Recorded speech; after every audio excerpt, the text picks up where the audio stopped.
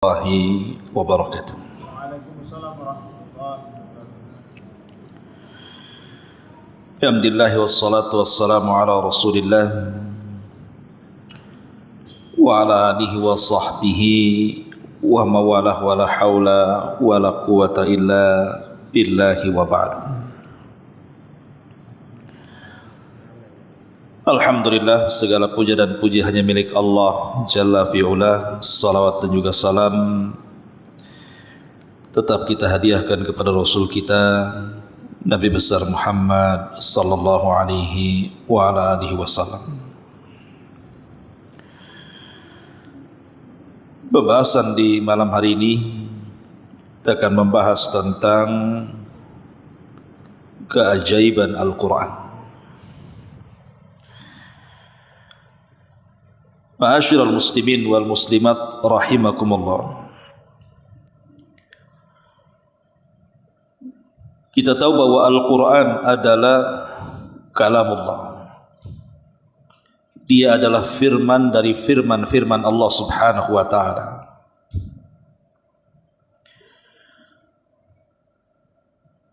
Artinya karena Al-Quran adalah firman Allah subhanahu wa ta'ala, berarti isi daripada Al-Quran itu semuanya adalah wahyu dari Allah subhanahu wa ta'ala. Dia bukan ucapan manusia. Makanya sejak diturunkan Al-Quran sampai hari ini, bahkan sampai kiamat, tidak ada yang sanggup untuk merangkai seperti rangkaian Al-Quran, walaupun satu surat sekalipun, apalagi 30 juz. Dan tantangan itu ada dalam Quran sendiri. Wa in kuntum fi raibim mimma nazzalna fa'tu bi suratin min mithli. Kalau kalian ragu, kata Allah subhanahu wa ta'ala, dengan apa yang kami turunkan kepada kalian, maksudnya Al-Quran, datangkan semisal Al-Quran walaupun satu surat. Dan kalian tidak bisa. Padahal di zaman itu, di zaman turunnya Al-Quran itu, posisi orang Arab itu mereka sedang gandrung-gandrungnya dengan syair, sehingga muncul para pujangga hebat di zaman itu. Tetapi sehebat-hebatnya pujangga Arab sekalipun tidak sanggup untuk merangkai seperti rangkaian Al-Quran.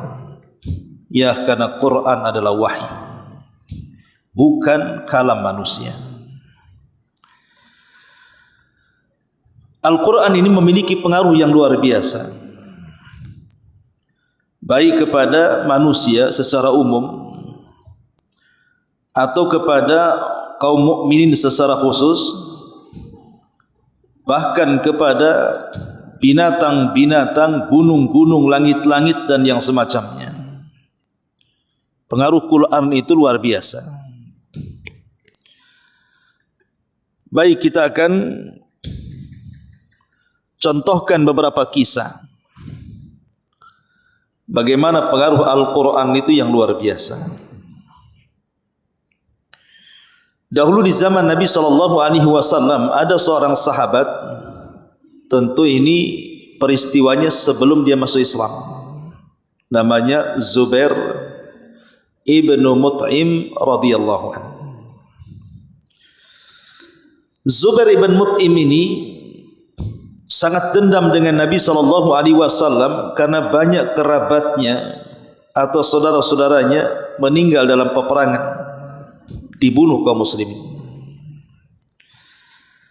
sehingga dia bertekad untuk menghabisi Nabi SAW dengan tangannya. Berangkatlah dia dari Mekah dengan pedangnya menuju Madinah dengan cara menyamar, dan berhasil masuk kota Madinah dan posisinya dekat dengan Nabi SAW. Lah saat itu Nabi SAW kebetulan sedang sholat maghrib, dan orang sholat tentu tidak bawa senjata. memungkinkan untuk diserang. Tetapi setelah kemudian dia mulai menarik pedangnya di tengah kegelapan sambil mengintai Nabi SAW yang sedang salat maghrib, dia mencoba mendengar apa yang dilantunkan Rasul dalam salat maghrib itu. Rupanya Nabi SAW di dalam salat maghrib itu melantunkan surah Taha. Taha ma anzalna 'alaikal qur'ana litashqa illa tadhkiratan liman yahsha tanzilan mimman khalaqal arda was samawatil ula. Ar-Rahman 'alal arsy istawa ila akhiril ayat. Sampai kepada ayat di mana ayat itu mulai menyinggung berhala-berhala orang-orang musyrik yang disembah oleh kafir Quraisy. Am khuliqu min ghairi syai'in am humul khaliqun am khalaqus samawati wal ardi bal la yuqinun. Ya, Nabi SAW mulai membaca surah Taha.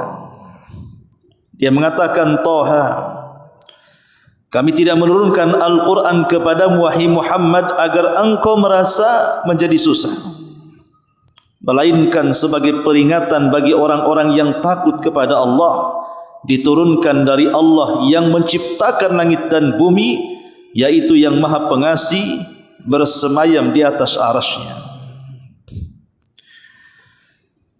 Sampai kepada ayat, apakah sesembahan-sesembahan itu diciptakan dari segala sesuatu, ataukah mereka menciptakan diri-diri mereka sendiri? Ataukah mereka menciptakan langit dan bumi?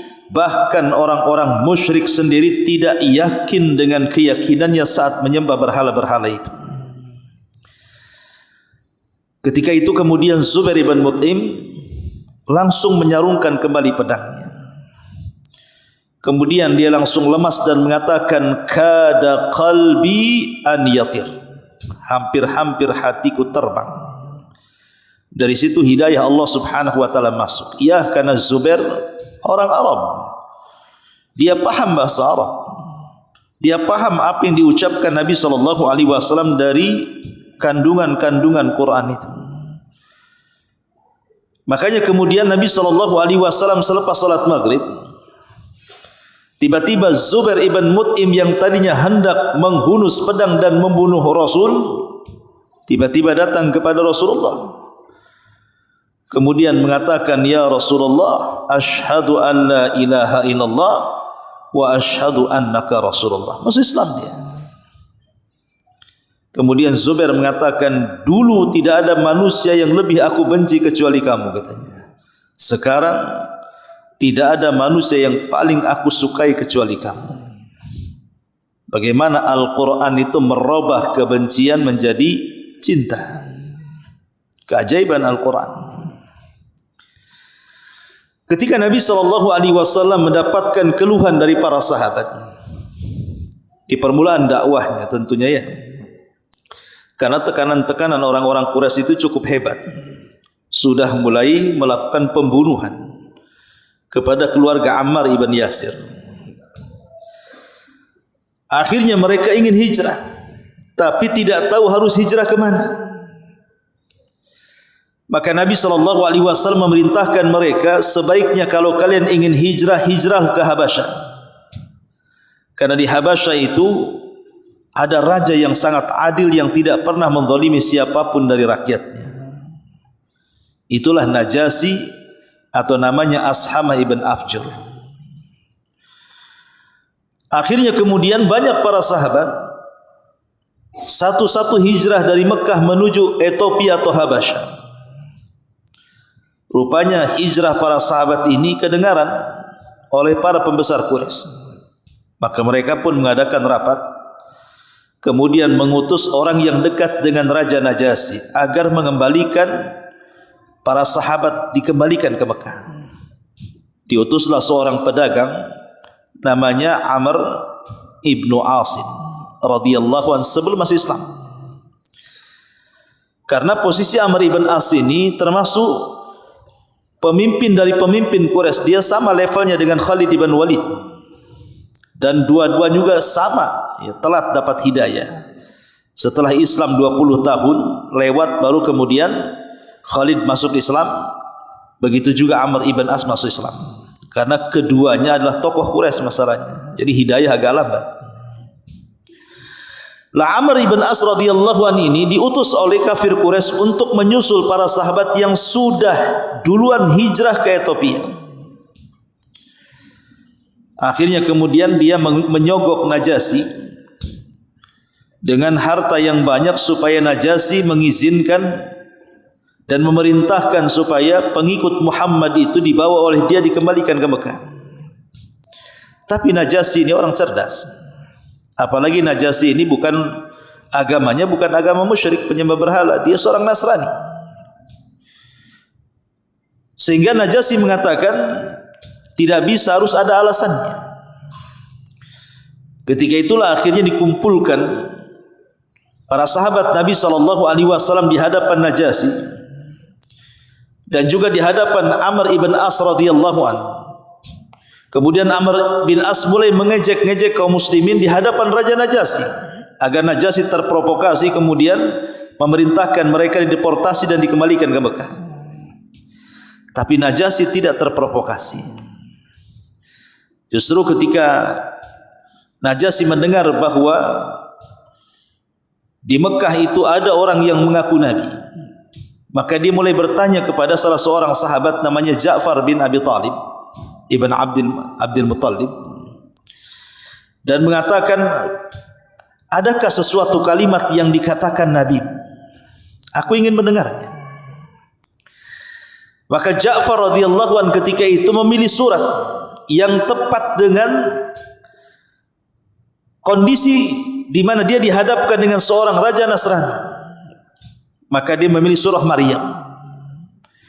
Dibacalah surah Maryam dari awal sampai akhir. Surah Maryam itu kan menceritakan tentang kisah keluarga Imran, kisah tentang Maryam, kisah tentang Isa yang ada hubung kait dengan orang-orang Nasrani. Lah ketika kemudian Ja'far membacakan surah Maryam dengan sangat merdunya, mulailah kemudian Najasyi menangis. Tanpa sadar dia menangis dan melelehkan air matanya sampai membasahi janggutnya. Dan orang-orang di sekitarnya pun ikut menangis. Karena melihat Najasyi nangis, mereka pun ikut menangis. Akhirnya Najasyi pun mengembalikan hadiah dari Amr ibn As dan menyuruh pergi pulang kembali ke Mekah. Dan jangan mengganggu para sahabat yang ada di situ. Karena dia mendengar surah Maryam dibacakan, dia mengatakan, demi Allah, kalimat itu bersumber dari miskat yang sama yang diturunkan kepada Isa bin Maryam. Makanya belakangan kemudian Najasyi pun masuk Islam tanpa diketahui oleh kaumnya. Satu-satunya raja yang masuk Islam di zaman itu Najasyi itu, raja Ethiopia. Makanya kenapa orang-orang yang berkulit hitam, orang-orang Afrika dan yang semacamnya itu, mereka merasa bangga, terutama kaum muslimin, karena pernah ada raja mereka dalam sejarah yang masuk Islam, An-Najasyi. Dan itu pengaruh Quran, coba bayangkan. Padahal Ethiopia itu bahasanya bukan bahasa Arab. Mereka tidak paham Arab. Tapi Al-Quran itu mempengaruhi segalanya. Ma'asyiral muslimin yang dimuliakan Allah Subhanahu wa taala. Bahkan di zaman Nabi SAW, ketika orang-orang Quraisy itu sudah mentok, tidak sanggup lagi menggagalkan dakwah Nabi SAW, mereka sudah berusaha dari semua sisi untuk menggagalkan dakwah Rasul, tidak bisa. Semakin hari ada saja yang masuk Islam, satu sehingga membuat gerahlah orang-orang musyrikin. Akhirnya mereka berkumpul. Kemudian mereka ingin mencoba melakukan dialog. Jadi yang sebelumnya mereka menggunakan metode kekerasan, mereka mau mencoba metode lain dengan cara tanazul, merendah, dengan cara berdialog. mengutus seseorang untuk berdialog dengan Nabi sallallahu alaihi wasallam. Maka mereka mulai berbicara di tengah-tengah rapat mereka dan mengatakan, kita sudah mendengar selentingan bahwa Muhammad itu dituduh sebagai tukang syair. Bahkan kita tuduh dia sebagai tukang sihir. Bahkan kita tuduh dia sebagai tukang tenun, tukang santet dan yang semacamnya, pemecah belah. Cobalah di antara kita datang kepada beliau untuk berbicara baik-baik. Lah ketika itu akhirnya diutuslah Utbah ibn Rabi, kunyahnya Abu Al-Walid. Maka berangkatlah Abu Al-Walid ini menemui Nabi sallallahu alaihi wasallam, utusan dari pembesar Quraisy, menghadap Nabi sallallahu alaihi wasallam. Kemudian mulai berdialog dengan Nabi sallallahu alaihi wasallam. Sampai-sampai akhirnya Abu Al-Walid atau Utbah ini menawarkan, jikalau dakwahmu wahai Muhammad karena sebuah faktor kepemimpinan, kami angkat kau jadi pemimpin. Kalau kamu menyebarkan Islam itu supaya kau jadi pemimpin, sudahlah berhenti. Kami angkat kau jadi pemimpin kami. Tapi tinggalkan agama. Tapi kalau karena faktor dakwahmu itu hanya ingin mengejar perempuan, kami siapkan 10 wanita tercantik dari wanita-wanita Quraisy, nikah dengan dia.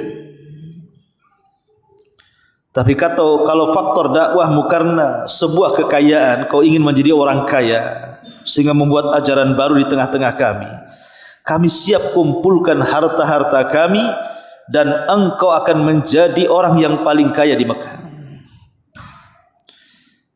Tapi kalau engkau memang mungkin ada setan yang merasuk, atau mungkin ada akal yang bermasalah, gila dan yang semacamnya, kami carikan dokternya.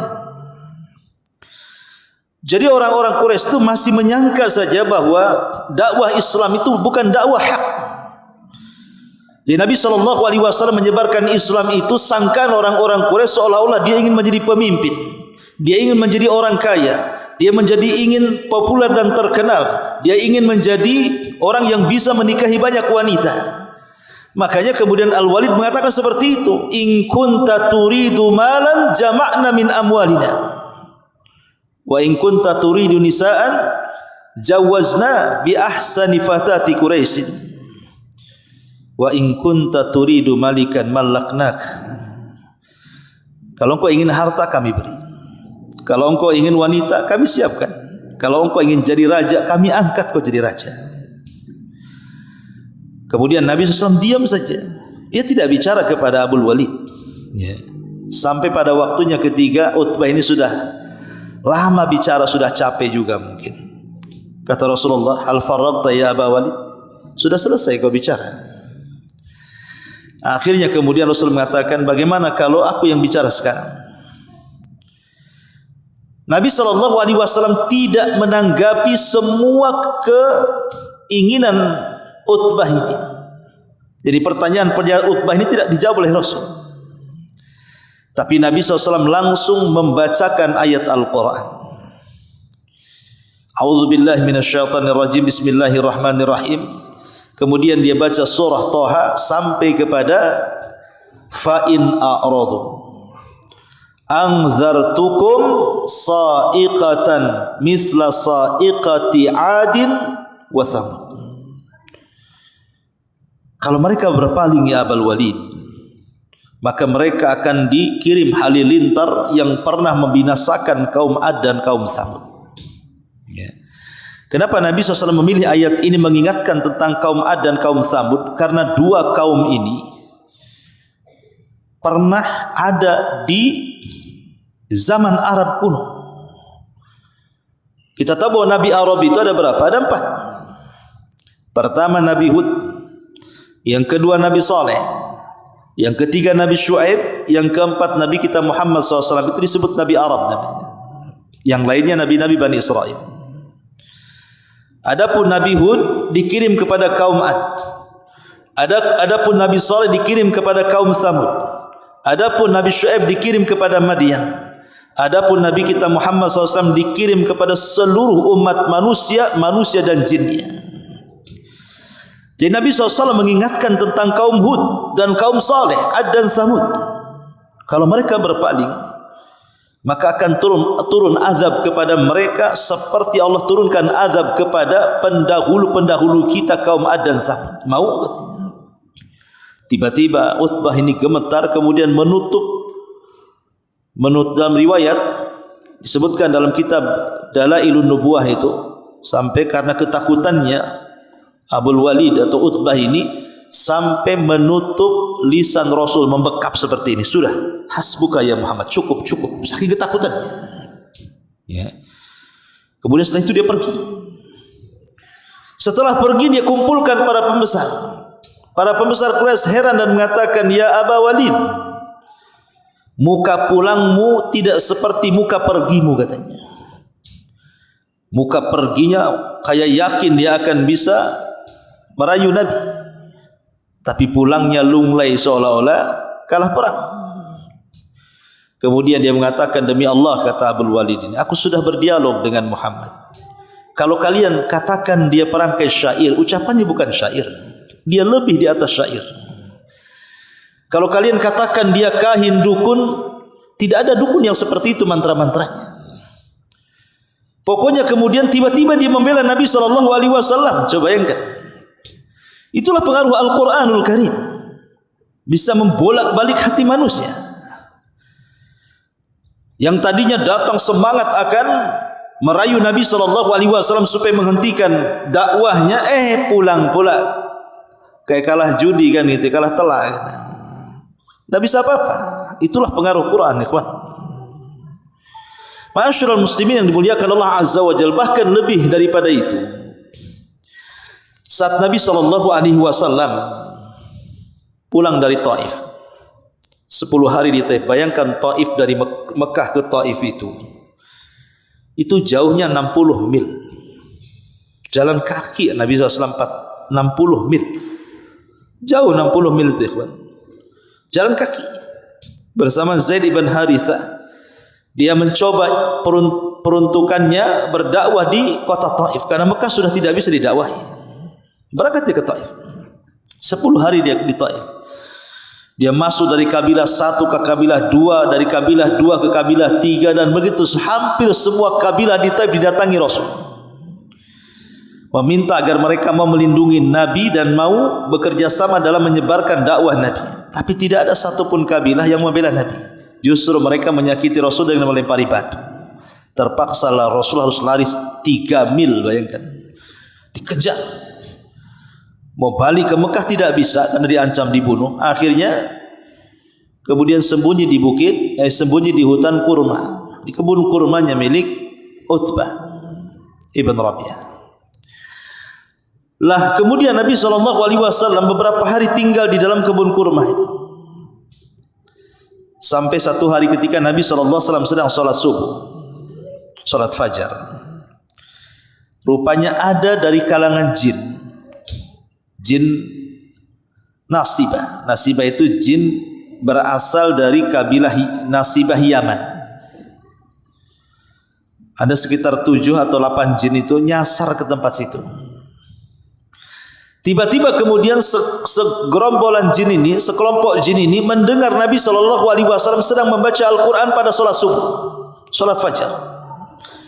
Maka mereka mendengarkan dengan seksama apa yang dibaca orang itu. Jin-jin ini tertarik, mulai mendekat, kemudian serius mendengarkan sampai Nabi SAW selesai sholat. Entah apa yang merasuki para jin ini, tiba-tiba hidayah masuk ke hati-hati para jin ini, dan mereka pun beriman kepada Allah Subhanahu wa taala dan masuk Islam. Makanya kemudian kisah ini dikisahkan dalam surah jin, turun surah jin kala itu. Karena kan Nabi SAW tidak tahu di sekitarnya ada jin yang masuk Islam. Jin itu perkara gaib, tidak bisa dilihat. Mereka melihat kita, kita tak bisa melihat mereka. Termasuk Rasul pun tak bisa melihat mereka. Tapi kenapa Nabi SAW tahu bahwa ada jin yang datang dari Yaman kemudian masuk Islam setelah mendengarkan Quran. Karena Allah yang mewahyukan kepada Rasul. Turun surah jin. Qul uhiya ilayya annahu istama'a nafarun minal jinni faqalu inna sami'na Qur'anan ajaba. Turun ayat Al-Quran menjelaskan bahwa ada nafar sekelompok jin ini datang mendengarkan ayat-ayat yang dibacakan Rasul. Tiba-tiba dia mengatakan, inna sami'na Qur'anan ajaba. Kami mendengar bacaan yang menakjubkan. Ini bacaan apa ini? Yahdi ila rusyd, yang merintahkan kepada hidayah. Fa'aman, Nabi kami pun beriman akhirnya. Ketika penduduk Taif menolak dakwah Nabi SAW, Allah gantikan dengan makhluk lain dari kalangan jin yang masuk Islam, yang hanya sekali mendengar langsung masuk Islam. Itulah para sahabat dari kalangan jin yang pertama yang masuk Islam, jin-jin nasibah ini. Dari jin-jin inilah kemudian mereka pulang ke Yaman mendakwahkan Islam, ribuan jin masuk Islam. Sampai disebutkan dalam beberapa riwayat Rasul sudah 4 kali mendakwai mereka. Ya tentu Rasul tidak tahu, Jibril yang beritahu bahwa jin-jin itu sudah menunggu di tanah lapang. Oh, datang kepada mereka, berdakwalah kepada mereka. Seperti diriwayatkan oleh Aisyah radhiyallahu anha, ketika Rasul hilang di sisinya pada giliran malamnya, rupanya Rasul keluar kemudian sedang berceramah. Enggak ada orang, tapi dia sedang berceramah. Rupa yang diceramahi adalah kaum jin. Ya tentu berdasarkan wahyu. Jangan antum praktekkan di tanah lapang, antum ceramah sendiri di situ. Pain antum di situ ceramah, lagi ceramahi jin gitu ya. Jin apa? Jin tomang atau jin mana? Rasul itu tahu di situ banyak jin karena ada wahyu yang memberitahu. Ya, tapi di sini syahidnya apa? Lihat keajaiban Al-Quran, bisa meluluhkan hati dari kalangan jin. Satu-satunya nabi dari Adam sampai yang terakhir Rasulullah, hanya nabilah yang diutus kepada manusia dan jin. Ma'asyiral muslimin yang dimuliakan Allah Subhanahu wa taala, dan banyaklah kisah-kisah tentang keajaiban Al-Quran dan pengaruh-pengaruhnya ini. Yang ingin saya katakan adalah, ketika kita membaca Al-Quran pada hari ini, terkadang seolah-olah Al-Quran itu tidak ada pengaruh kepada kita. Kenapa? Padahal dulu Al-Quran itu mempengaruhi luar biasa. Lihat bagaimana Nabi SAW ketika membacakan Al-Quran kepada para sahabat, akhirnya merubah negeri yang penuh dengan kesyirikan menjadi negeri tauhid. Bahkan pengorbanan para sahabat Nabi SAW setelah mereka mendapatkan hidayah Quran itu tidak bisa dicerna akal. Bagaimana bisa mereka meninggalkan tanah kelahiran mereka, meninggalkan harta mereka, meninggalkan rumah mereka, meninggalkan bisnis mereka, keluarga mereka, bahkan mereka rela berkorban bukan hanya sekedar harta, waktu, jiwa mereka korbankan hanya untuk membela Al-Quran, membela ajaran Islam, ajaran yang dibawa Nabi SAW harus hijrah menuju Madinah. Tarbiyatul Quran melahirkan Abu Bakar, melahirkan Umar, melahirkan Utsman, melahirkan sahabat-sahabat yang luar biasa, yang menguasai dunia. Itu tarbiyatul Quran, karena Quran di zaman itu sangat mempengaruhi. Tapi pertanyaan pun muncul, kenapa hari ini apabila kita membaca Quran itu pengaruhnya sedikit, bahkan sama sekali tidak berpengaruh? Kenapa dengan kita? Dan ada apa dengan Quran? Bukankah Al-Quran yang kita baca hari ini sama dengan Al-Quran yang diturunkan kepada Nabi SAW 14 abad yang silam? Bukankah Quran yang kita baca hari ini juga Quran yang dibaca Abu Bakar, Quran yang dibaca Umar, Quran yang dibaca Ali, Quran yang dibaca semua para sahabat? Tidak ada beda Quran yang kita baca dengan Quran yang mereka baca. Kenapa Quran yang mereka baca begitu berpengaruh kepada mereka dan tidak berpengaruh kepada kita? Ma'asyiral muslimin yang dimuliakan Allah Azza wa Jalla, tentu harus dijawab kenapa. Pertama, boleh jadi kata para ulama karena tulu al-hijri lil Quran.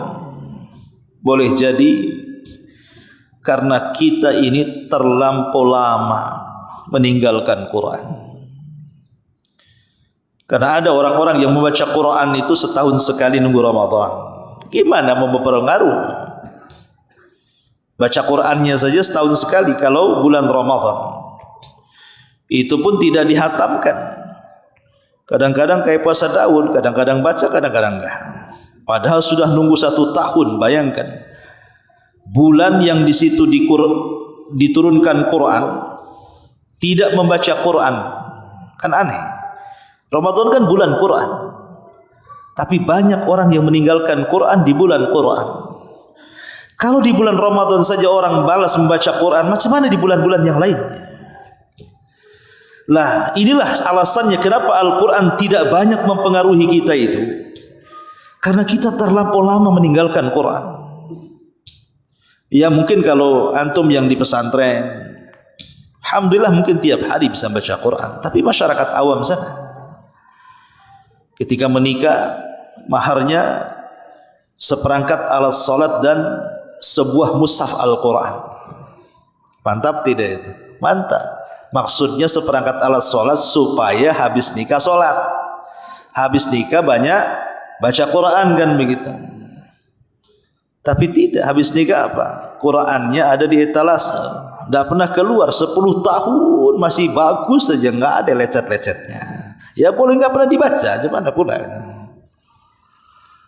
Kalau zaman dulu kita mungkin antum yang usianya sekarang sudah 40 mungkin pernah mengalami di masa-masa kecil kita ini di desa-desa itu hampir tidak ada Quran yang bagus kan, mesti ada yang lecet Quran itu, hilang halamannya, robek separoh, hilang covernya, hilang, bingung kadang-kadang. Yang di sini hilang depannya, yang di situ hilang belakangnya, yang satu hilang tengahnya kan begitu. Itu zaman dulu kan, sampai dikumpulkan dibakar gitu kan supaya jangan keinjak gitu. Karena mungkin di zaman itu memang orang rajin membaca Quran kan itu. Sekarang hampir saya tidak mendapati ada Quran robek di masjid-masjid itu. Karena di etalase, celakanya pula dikunci pula etalasenya. Mau baca pula susah, dikunci gimana pula. Nunggu sholat baru dibuka. Karena kita khawatir jangan-jangan lama-lama bukan kotak infak saja yang hilang, lama-lama mushaf lah hilang dijual. Kan sekarang ini kan aneh orang-orang itu. Jadi intinya ma'asyiral muslimin yang dimuliakan Allah Azza wa Jal, kenapa Al-Quran tidak berpengaruh kepada kita? Karena tulu al-hijri lil Quran. Boleh jadi karena terlampau lama kita ini meninggalkan Quran. Al-Imam Ibnul Qayyim rahimahullahu ta'ala dalam kitabnya Al-Fawaid menyebutkan tentang makna hijrul Quran. Meninggalkan Quran itu apa? Pertama beliau mengatakan hijru samaihi wal iman bihi wal isgha'u ilaihi. Maksudnya meninggalkan Quran itu, hijrul Quran itu maksudnya adalah hijru samaihi, meninggalkan untuk mendengar Al-Quran. Mulai jarang kita dengar Quran. Bahkan justru kebalikannya, musuh daripada Al-Quran yang didengar, musik-musik, itu pula yang didengar. Nyanyian-nyanyian, lagu-laguan, instrumen-instrumen kan gitu. Itu pula yang kemudian lebih banyak didengar dibandingkan Al-Quran. Itu yang menjadikan keras hati. Padahal musik dengan Al-Quran itu sesuatu yang tidak bisa digabungkan. Itu barat timur ikhwan. Orang kalau cinta musik pasti benci Quran. Tapi kalau orang cinta Quran, dia akan benci musik. Tidak mungkin dalam satu waktu antum dengar Quran dan dengar musik. Makanya kita lihat orang-orang yang dulunya pencinta Al-Quran, mendengar Al-Quran, kemudian dia futur suka dengan musik, maka dia akan jenuh mendengar Quran. Mungkin boleh jadi mendengar Quran itu seayat 2 ayat udah selesai. Tapi kalau dia mendengar lagu bisa berjam-jam dia. Bahkan yang lebih hebat, pengaruh lagu setan ini bisa pula menggetarkan hatinya, meneteskan air matanya. Kenapa sedih anda ini ketika mendengar lagu? Aduh, itu mengenang saat-saat percintaan saya dulu katanya. Ingatkan, nostalgia dengan lagu itu. Loh, kok bisa mendengarkan Quran tidak bisa meneteskan air mata, mendengarkan lagu kok bisa? Bisa pula dia meneteskan air mata. Dulu saya masih kecil itu, orang-orang dulu, anak-anak remaja di atas saya itu mereka suka mendengar instrumen namanya instrumen kitaro. Ada dulu itu instrumen kitaro tuh. Itu biasanya di setel kalau orang susah tidur, ya, biasanya di setelkan tuh instrumen kitaro dari Jepang. Bisa tidur dia. Tapi kalau di setelkan Quran tak tidur-tidur pula dia. Ya Allah ya Rabb, kok bisa aja bayang. Lah itulah hijrul Quran namanya. Ketika dia sudah malas mendengar, itu hijrul Quran namanya. Tidak akan berpengaruh Quran sama sekali ke dalam hatinya. Yang kedua, wal imanu bi. Meninggalkan beriman, mulai tidak yakin dengan Quran. Ataupun wal isra ilaih, mulai tidak memperhatikan kepada Quran. Ini yang pertama kata Al-Imam Ibnul Qayyim. Yang kedua, hijrul Quran adalah hijrul amali bi. Meninggalkan, mengamalkan isi daripada Quran. Sudah tidak mengindahkan lagi yang dihalalkan Quran, yang diharamkan Quran, yang diperintahkan Quran, yang dilarang Quran. Enggak peduli lagi. Main tabrak sana tabrak sini. Quran mengatakan aqimus shalah, tegakkan salat, tak mau salat. Quran mengatakan wala taqrabuz zina, jangan dekat zina, zina pula dia. Pokoknya mulai dia melanggar isi Quran. Kenapa di sini Quran tidak berpengaruh? Ya, karena kita sudah mulai meninggalkan amal. Yang ketiga kata Imam Ibnul Qayyim, hijru tahkimihi wa tahakum ilaihi fi usuliddin wa furu'ihi. Mulai meninggalkan Al-Quran itu sebagai hakim, pemutus, sebagai undang-undang, boleh ditinggalkan. Kayaknya undang-undang Quran tidak cocok nih kayaknya. Kayaknya cocok undang-undang dari barat, lebih moderat katanya. Lebih modern, lebih demokrasi dan begitu seterusnya. Ini kalau seandainya kita pakai Quran ini kolot kali ini katanya. Balik ke zaman unta macam-macam. Ya. Nah, inilah diantara hijrul Quran. Kemudian yang keempat, hijru tadabburihi wa tafahumihi wa ma'rifati ma aradal mutakallimu bihi minhu. Mulai tidak senang untuk tadabbur, memikirkan, memahami, merenungkan, mempelajari tafsirnya, malas. Dan yang terakhir kata Imam Ibnul Qayyim, hijrul al-istishfa'i wat tadawi bihi. Mulai meninggalkan Al-Quran ini tidak lagi dijadikan obat. Tidak yakin dengan Quran kalau Quran itu obat. Dia lebih yakin kepada selain daripada Al-Quran.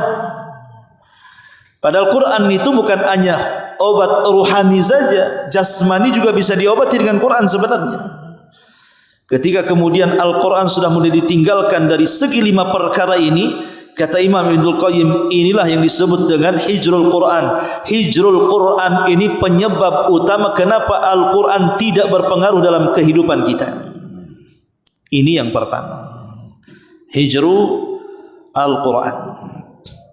Yang kedua kata para ulama, kenapa Al-Quran itu tidak lagi berpengaruh dalam kehidupan kita? Maradul qalbi wa kiswatuhu wa qaswatuhu. Maradul qalbi wa qaswatuhu. Sakit hatinya, keras hatinya. Dan yang menyebabkan sakit hati atau hati yang sakit dan keras itu adalah maksiat. Karena terlampau banyak maksiat yang kita lakukan. Bukankah Rasul yang mengatakan apabila kita melakukan satu maksiat, Allah letakkan satu titik hitam di hatinya. 2 kali maksiat, 2 kali titik hitam. 100 maksiat, 100 titik hitam. Akhirnya hati pun menjadi hitam kelam. Terjadilah ran. Sebagaimana Allah mengatakan kallabal rana ala qulubihim. Terjadi ran. Ran itu penutup yang menghalangi antara hati dengan hidayah. Sehingga akhirnya hatinya jadi sakit, hatinya jadi keras. Itu yang menjadikan kenapa Al-Quran itu tidak berpengaruh dalam kehidupan kita. Terlampau banyak maksiat yang kita lakukan, yang menjadikan kerasnya hati dan sakitnya jiwa. Kemudian yang ketiga, kenapa Quran tidak berpengaruh juga adalah al-ghaflatu wal inshighalu bil mulhiyati, lalai dan tersibukkan dengan perkara-perkara yang tidak ada faedahnya, perkara main-main. Ya, memang perkara itu mubah, tetapi ketika kemudian perkara itu sangat disukainya, mulai mereka meninggalkan Quran. Seperti orang hobi sepak bola gitu ya, atau hobi mancing, atau hobi jalan, atau hobi daki gunung, atau hobi macam-macam lah hobi itu.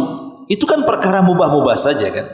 Tapi ketika terlampau dicintai hobi-hobi itu, maka mereka mulai meninggalkan Quran. Apalagi kemudian permainan-permainan yang melalaikan, yang bersifat maksiat di situ, judol, judi online apa-apa gitu kan, dan yang semacamnya, lebih lagi melalaikan Quran. Kemudian yang keempat, adamu al-ihtimam bitafsir. Tidak ada keinginan untuk tahu isi Quran itu apa. Jadi kiranya cukuplah kita baca selesai, tidak. Padahal ulama mengatakan apa? Fahmul hudud khairun min fahmil huruf. Ini kaidah ya. Fahmul hudud khairun min fahmil huruf. Memahami batasan-batasan Quran, ini haram, ini makruh, ini wajib, ini sunnah, ini perintah, ini larangan, yang ada dalam Quran itu lebih baik dibandingkan hanya memahami huruf-huruf dalam Al-Quran, belajar tajwid, belajar tahsin, belajar makharijul huruf dan yang lainnya. Kita tidak mengingkari belajar tajwid, belajar tahsin itu baik, sangat baik, karena setiap satu huruf dalam Quran itu 10 kebaikan kalau kita baca. Tetapi alangkah lebih baiknya setelah kita mempelajari tajwid, tahsin, makharijul huruf dan yang semacamnya itu, tingkatkan kepada mempelajari tafsirnya. Karena Quran itu bukan hanya diibadahi bacaannya, tapi lebih daripada itu direnungkan makna dan isinya. Karena kalau kita hanya membaca saja, tidak paham isinya, tetap saja Quran tidak akan berpengaruh. Macam mau pengaruh? Dia tidak paham isinya. Ya. Inilah di antara 4 perkara kenapa Al-Quran itu, kata para ulama, tidak berpengaruh. Pertama, karena kebanyakan terlampau lama meninggalkan Quran. Yang kedua, karena hati yang sakit dan keras. Yang ketiga, karena lalai dan disibukkan dengan permainan-permainan dunia. Dan yang keempat, tidak ada ihtimam, keinginan untuk memperdalam apa sih isi Quran. Ma'asyiral muslimin yang dimuliakan Allah Azza wa Jalla, sekarang bagaimana kebalikannya supaya Al-Quran itu berpengaruh? Kebalikan daripada pembahasan pertama. Yang pertama, hudurul qalbi inda qiraatil Quran. Cobalah hadirkan hati saat membaca Quran. Hadirkan hati saat membaca Al-Quran. Kata Utsman ibn Affan radhiyallahu anhu, dia mengatakan apa? Dia mengatakan, "Idza tahurat qulubukum ma sabitum an kalami rabbikum." Kata Utsman ibn Affan, kalau seandainya hati-hati kalian bersih, maka kalian tidak akan pernah kenyang untuk terus membaca kalam-kalam Rabb kalian. Artinya membaca Quran. Kalau hati kita bersih, pasti kita akan melantunkan Quran terus. Makanya Utsman itu dikenal tidak pernah meninggalkan Quran. Bahkan dia pernah dalam 1 rakaat witir dihabiskan 30 juz. Utsman bin Affan ini. Bayangkan 1 rakaat 30 juz. Gimana caranya? Luar biasa kan? Karena Utsman itu sangat mencintai Quran. Wajar kalau dia mengatakan apa? Kalau seandainya hati-hati kalian bersih, kalian tidak akan kenyang dengan kalam Rabb kalian, Al-Quran ini. Maka cobalah kemudian hudurul qalbi, hadirkan hati ketika membaca Al-Quran. Yang kedua, al-jahru bitilawatil Quran, keraskan dalam membaca Quran itu. Jangan bisik-bisik. Kalau bisik-bisik nanti kedengaran suara-suara dari luar, akhirnya terganggu kan? Kencangkan. Ya. Tapi juga jangan mengganggu orang di sekitarnya. Jangan pula ada orang sholat sunnah di sampingnya, antum pula baca Quran kencang-kencang, yang sholat pusing tuh, bingung yang sholat mau baca apa ini. Akhirnya apa? Kebaca pula ayat yang dibaca sebelah itu, tertukar-tukar akhirnya ayatnya, kan ganggu orang, tak boleh. Ya. Kemudian yang ketiga, istisyarul muslim bi annahu mukhatab bi kulli ayat. Tanamkan perasaan bahwa ayat yang dibaca itu, ayat itu tertuju kepada dirinya. Kalau kita kemudian membaca ya ayyuhalladzina amanu, apa kata Abdullah bin Mas'ud radhiyallahu an, tidaklah Allah memanggil dengan kata-kata amanu, wahai orang-orang yang beriman, kecuali pasti setelahnya Allah akan memerintahkan perkara besar atau melarang perkara yang membahayakan. Coba merasa terkhitab dengan ayat yang kita baca. Ya masalahnya repot karena kita tidak paham sih artinya, apalagi tafsirnya. Ya biasa aja, nyelonong saja akhirnya ya. Kemudian yang keempat, al-hirsu ala tadabburi ayati wal ma'rifati ma'ani. Punya semangat untuk tadabbur, minimalnya baca terjemahan dulu lah, kalaupun tidak tafsirnya. Apalagi alhamdulillah sekarang kan banyak tafsir-tafsir itu sudah diterjemahkan ke bahasa Indonesia. Kayak tafsir Ibnu Katsir, baik yang versi lengkap atau yang versi mukhtasar gitu ya, yang singkat, itu sudah diterjemahkan, alhamdulillah. Tinggal beli, kita baca saja. Ya. Kemudian juga yang kelima, istikhraju al-mawaid wal ibar min qasasil Qur'ani wa amsali. Cobalah kemudian ketika kita membaca kisah-kisah yang tercantum dalam Al-Quran itu, renungkan, resapi. Sampai ada seorang syekh bercerita, jadi ada seorang syekh itu sedang mengkisahkan tentang kisah Nabi Yusuf di hadapan jamaahnya. Kebetulan di antara jamaah yang hadir itu, yang hudur, yang hadir di situ itu membawa anak-anak. Adalah 2-3 anaknya dibawa dan hadir di majelis ta'lim. Jadi saat saya ini menceritakan tentang kisah Nabi Yusuf yang dicemplungkan ke sumur oleh 10 saudaranya itu, tiba-tiba anak kecil itu nangis. Tidak ada satupun orang tua yang nangis, anak kecil pula itu yang nangis katanya. Dan merasa kasihan kali katanya Nabi Yusuf sampai masuk sumur. Karena orang Arab kan paham bahasa Arab kan itu ya. Kayak saya ngomong bahasa Indonesia, antum paham. Loh kok bisa anak yang nangis orang tuanya tak nangis pula tuh? Karena anak itu kan masih fitrah, dia bisa merasakan kan itu. Kisah itu dikisahkan, dia pula yang menangis. Kasihan Nabi Yusuf masuk sumur katanya. Subhanallah ikhwan. Ya. Ma'asyiral muslimin yang dimuliakan Allah Azza wa Jalla, ambil ibrah, pelajaran dari kisah-kisah yang ada dalam Quran. Kemudian yang keenam, adamul insyighal fin syighali bil iqamati lil huruf. Jangan membaca Quran itu di tengah-tengah kesibukan, di atas kesibukan. Antum ada masalah di luar, selesaikan dulu. Jangan ketika Quran antum masalah ditumpuk masalah, sambil baca Quran nanti entar ambil handphone. Ya. Wow, ada masalah. Akhirnya hatinya keras, tutup Quran. Selesai gitu ya. Ya, kalau itu gimana orang punya masalah? Kalau ada masalah, selesaikan masalahnya.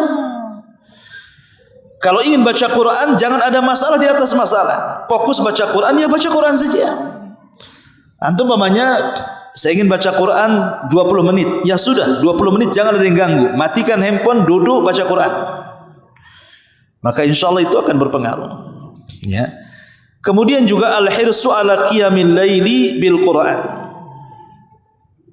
Kata para ulama, al-hirsu, berikan semangat untuk cobalah Quran itu praktekan bacaannya dalam qiyamul lail.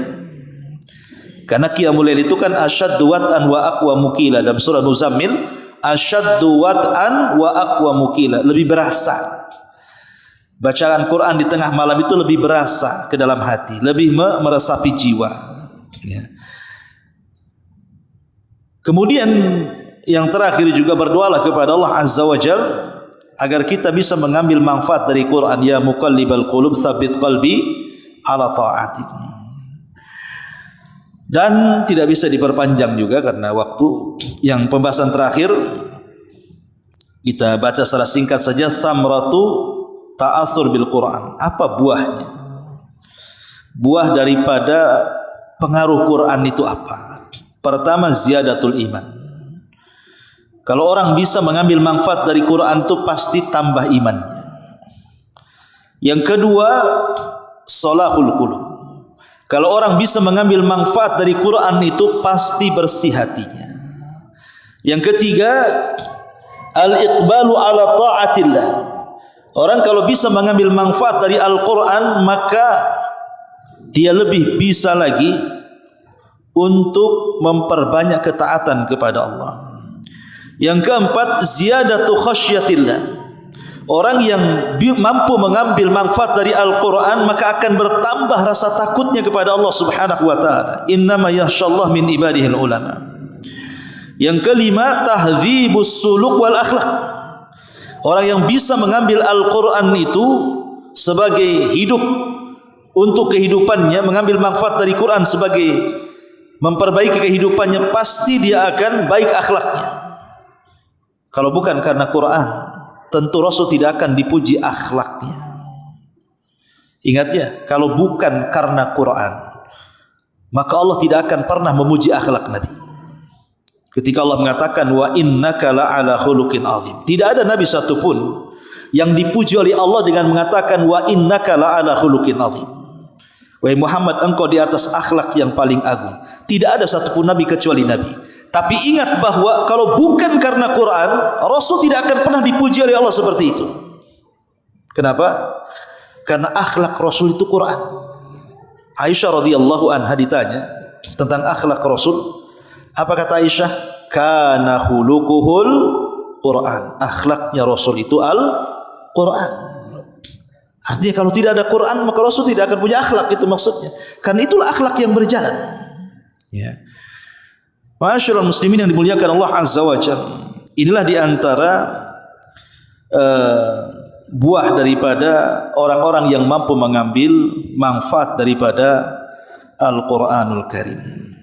Wallahu a'lam bishawab. Mudah-mudahan ada manfaatnya. Subhanakallah bihamdika asyhadu an la ilaha illa anta astaghfiruka wa atubu ilaik. Allahu ta'ala alam. Assalamualaikum warahmatullahi wabarakatuh.